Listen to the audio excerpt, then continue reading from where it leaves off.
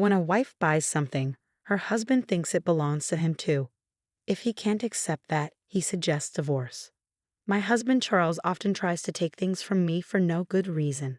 Once, he even wanted to give gifts I bought for my parents to his own family to make himself look good. When I confronted him about this, he looked shocked. Before I married Charles, my grandparents left me a valuable gift, a piece of property. They advised me to keep it a secret from Charles, even though he's my husband. They said I should keep quiet about having a source of income and enough money to live comfortably. I felt a bit sorry for Charles, but I chose to follow my grandparents' advice. After my grandfather, who had always taken care of me, passed away, I carried on with my life with Charles. Then, something happened. One day, when I checked the account where I saved money for our living expenses, I saw that $10,000 had been taken out.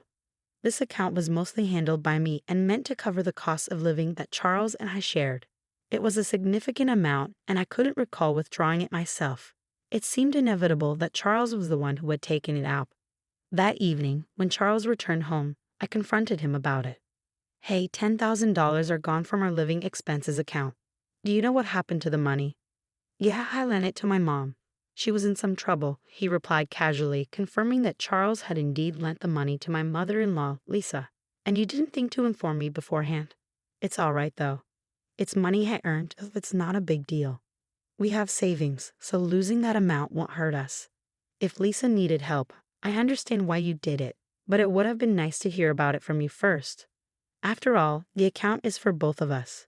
If it had been his own personal account from when he was single, it would have been acceptable, but withdrawing a large sum from our joint account without discussing it was a bit too much."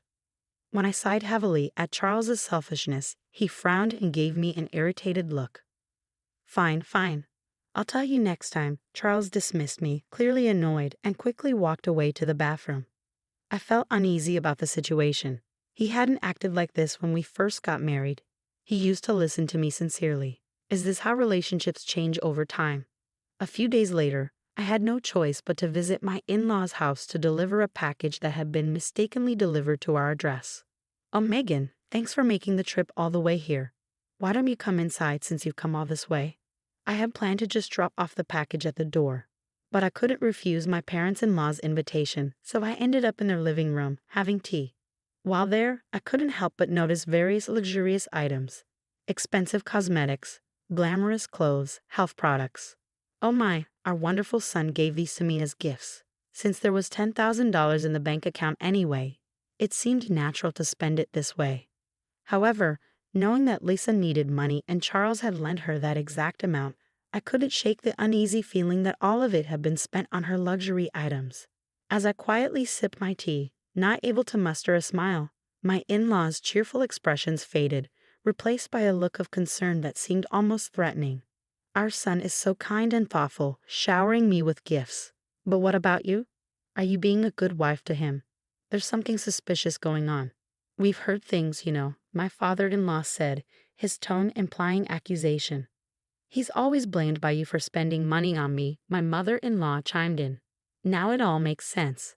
They looked at me with apprehension, as if Charles had painted himself as a victim for doing something generous. I started feeling increasingly weary of both my in-laws and my husband. I never expected to be treated so poorly and overlooked like this. Finally, the idea of divorce began to take shape in my mind. I thought that if I left him, I could go back to my parents' home and use the savings from my passive income to help rebuild their lives. My parents' home is a 2-story house that was built over 30 years ago, before my brother was born. It used to accommodate our family of 5, but after my brother and I moved out, it became too large and difficult for my parents, who have trouble with their legs despite some modifications like ramps and handrails. A smaller single-story house would be much more suitable and comfortable for them.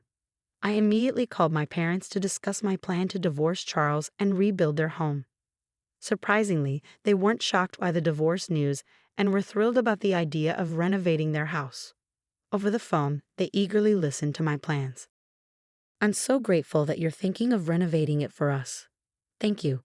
Even if we won't live there long, it's okay because you can inherit the house as it was built using your own earnings." "All right then, I'll start preparing and planning it step by step. Don't worry, take it easy. My dad and mom's reassuring words lifted my spirits. So I began the process of renovating my parents' house, waiting to hear back from the construction company when suddenly Charles confronted me. How could you use our savings to build a house without consulting me? Sitting across from each other at the living room table, Charles slammed his fist down and yelled at me, completely disregarding my feelings. Well, my parents will be living in the new house. No, that's not possible because it was built specifically for my parents. You used our joint funds to build it, so my parents have a right to live there. Are you expecting 4 people to squeeze into that small one-story house? Shut up. Just hand over the house to me, Charles yelled, banging the table loudly. I knew if I didn't mention my passive income, things would escalate even further. So I made up my mind to come clean. Actually, I have passive income. I've actually been saving from the real estate my grandparents left me as a gift. I've used that passive income to pay for the house, so none of our shared money was used. As I admitted this, feeling guilty for breaking my promise to my grandparents, Charles in front of me shook his shoulders and began banging the table even harder. What kind of wife hides her income? You're playing with my money and hiding yours like this. As his anger flared and his face turned red, I realized why my grandparents had advised me to keep my passive income secret. Perhaps they already knew what kind of person Charles was. I'll take the house as part of the divorce settlement. And remember, the house you built as my wife is also mine. I'm the head of this family, and if you defy me, I'll divorce you. I felt nothing but despair at Charles's demands and was thoroughly fed up with him. How could I have lived with someone like him without knowing who he truly was? I had planned to use my passive income when we might no longer rely solely on Charles's earnings. It was meant as a safety net in case I couldn't work due to injury or illness. I had intended to save it to sustain our life together and share it with Charles when the time was right. But now, I have no intention of spending that money on him anymore. Feel free to take it. I stood up, leaving the table and the house. I couldn't bear to be near Charles any longer. I decided to spend the night at a business hotel to calm down, intending to return home the next day. However, when I returned the next morning, Charles greeted me with a smug smile.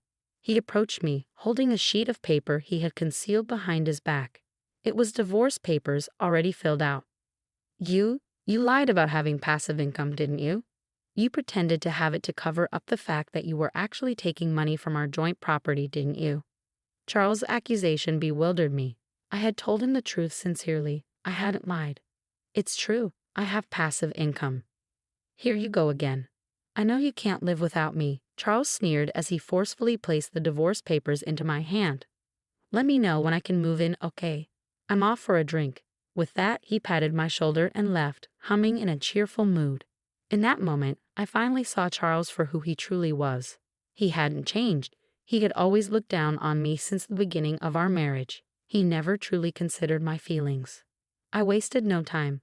I packed my things, completed the divorce papers right then and there, and left. I decided to stay with my parents temporarily and explain everything to them. We agreed that I would live with them until the new house was ready.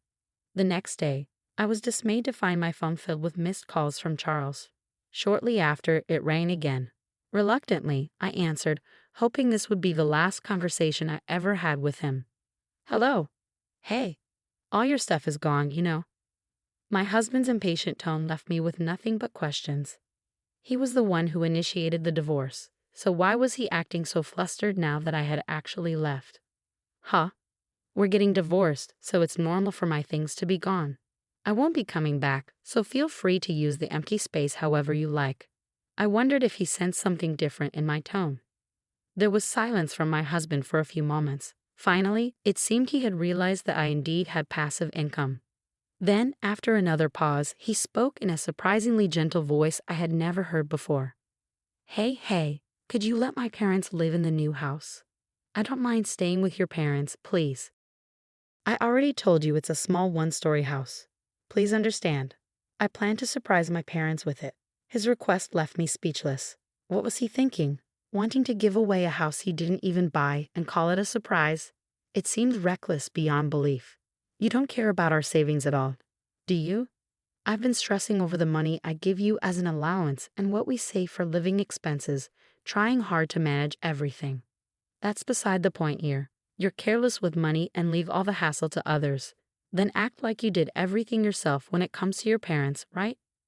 As I had meticulously prepared everything for my parents, my husband suddenly fell silent, fueling my frustration even more. It's shallow of you to act like you orchestrated it all and give the house to your parents. Ultimately, you've been trying to exploit my good intentions and take control of what's rightfully mine. There's no justification for you to trample on my feelings and intentions like this. I won't hand over the house I built with all my heart and soul for my parents just so you can show off to yours. I firmly rejected Charles's proposal, and he began to loudly rant in response. But husbands and wives are supposed to help each other. We're not married anymore, are we? I've already filed for divorce. On the same day my husband, now my ex-husband, handed me the divorce papers, I submitted them to the city office. He had wanted the divorce so eagerly, and I felt it was best to move on quickly. I was already in the process of reverting all the paperwork to what it was before we were married. My ex-husband said in disbelief, "Yeah, you've already filed. Why act surprised when you're the one who wanted the divorce?" "Oh, I didn't expect you to actually leave. Let's start over. Let's talk and try to make things work this time." How could he suggest such a thing now? This is a man who used our savings for his own mother, threatened divorce, and mocked me until the very end. I had no desire to reconcile with someone like him. "No, thank you. Please give my regards to your parents," I said cheerfully before hanging up on Charles. The next day, I continued to receive voicemails and messages from him, insisting we could start over and professing his love. But I sensed his motives were only about my property and wealth. To sever all ties, I promptly blocked him and his family from contacting me. Meanwhile, the new house was completed, and my parents and I moved in, enjoying our newfound comfort. Later, I met a mutual friend who knew Charles as well. I explained that we had divorced. My friend expressed sympathy and shared what had been happening with Charles and his family.